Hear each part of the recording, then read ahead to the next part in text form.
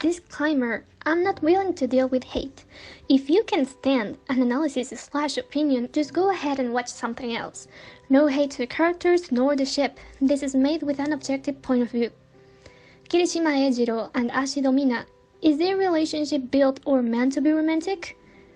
Perhaps later I will make another video explaining some of the stuff I say in this one more deeply, but for now we will focus on how their relationship is built and if that is supposed to be romantic or not, or if it is just the perception that some people has about their relationship. So let's take a look at their relationship and interactions following a timeline. We are aware that they went to the same middle school, but since Eijiro's friend needed to give an introduction to her, it is implied that Eijiro didn't know who she was, even though they were on their third year of middle school. So they were not close, not even friends, and they probably were barely aware of each other's existence. But Eijiro's friend says that she is energetic, has a flashy quirk, and an extrovert personality that makes her likable to be a hero nowadays. In response, Eijiro makes this face, and then starts narrating his flaws and things he believes weak on himself. Important to say, before her appearance, he seemed determined to help others, in this case the kid that was being bullied. Kirishima knew he was not that strong, but he had the determination to help others anyways. Then there's this scene in which Gigantomachia is treating Ashido's friend, and Kirishima wants to help, but it's unable to because he's too scared to move. On the other hand, Ashido doesn't hesitate and faces the villain. After this, Kirishima is alone in his room, doubting about himself. Ashido did nothing wrong, but without wishing so, she made Kirishima feel inferior, feel bad about himself, and he started comparing himself with her, about who would be capable to be a hero and who wouldn't. And what encourages Kirishima again is that type of Crimson Riot, his hero, saying it is okay to be afraid and how that makes him human. Kirishima trained his quirk and studies hard for the exam in order to enter to the UA.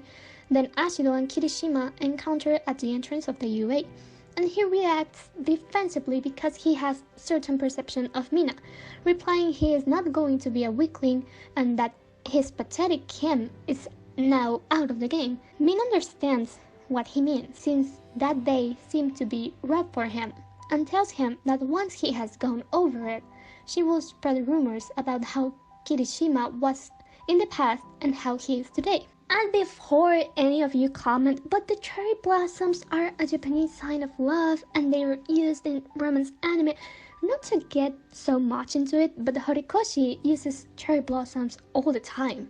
Cherry blossoms are always on scenes of the first day of a school in anime or manga, since it is a flower that blooms in spring. This is not a shoujo, and if you bother to check cherry blossoms mean in flower language, they mean change, implying it is about Kirishima's change. Also, to anyone who thinks Kirishima has horns in Mina's honor, please check out Crimson's Riot design again. It is understandable that people believe that Mina has been an inspiration to Kirishima.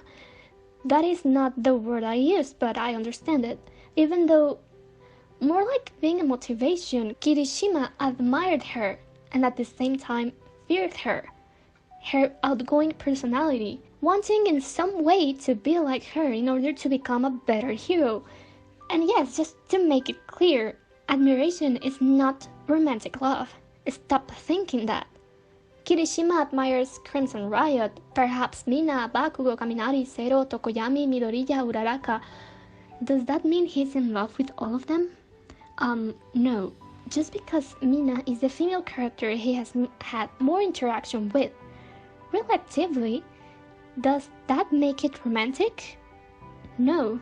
Well, but that was just their interactions until before entering the UA. What about when they are already in the UA?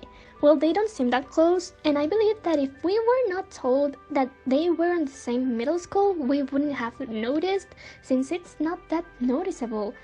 They share a dialogue or two like two normal classmates. On one of the first episodes, they are seen standing next to each other, kind of something expected. When you're new at a school, you tend to stay close to people who you have met before. You know, even if you don't know them well or not. It's because it's something you're familiar with somehow.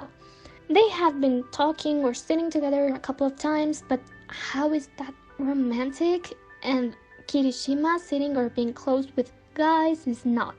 Then the next most relevant interaction they have is Mina asking him if he's okay, question which he answers with, "I have a long way to go." Perhaps Mina wasn't asking about his mental state, more like about how he was physically, but Kirishima answered in a way we, the public, can understand what he means, since now we know that Mina is going to encourage him once he's ready for it. He says he has a long way to go through, meaning he's not ready yet. But once again, all of Kirishima's friends were worried about him. Well, the whole class was, not just about him, also for Uraraka, Tsuyu, and Midoriya. Zero even hugged him. It is normal to be worried about your friends, and Mina is one kind girl. Of course she would care for him. Then Kirishima is seen using Unbreakable, and she says something like, "Wow!" From now on, I will talk about manga spoilers, so if you mind them, I recommend you to skip this part. Okay. Well, it seems that the reason why Mina reacted is that she found the movement interesting and decided to do one for herself inspired on it, the Acid Man. And then when she tells Kirishima it is inspired on his Unbreakable, he smiles while she's joking around. Well, I think of this scene as two things. Number one, since on middle school, Kirishima felt inferior to her, the fact that he has grown so much that that one person that he felt inferior to is now doing things inspired on him is making him happy. Number two, she is making Kirishima aware that she is growing too, because since the beginning of the series we haven't seen that much screen time for her, but Kirishima has had a lot of progress since the beginning.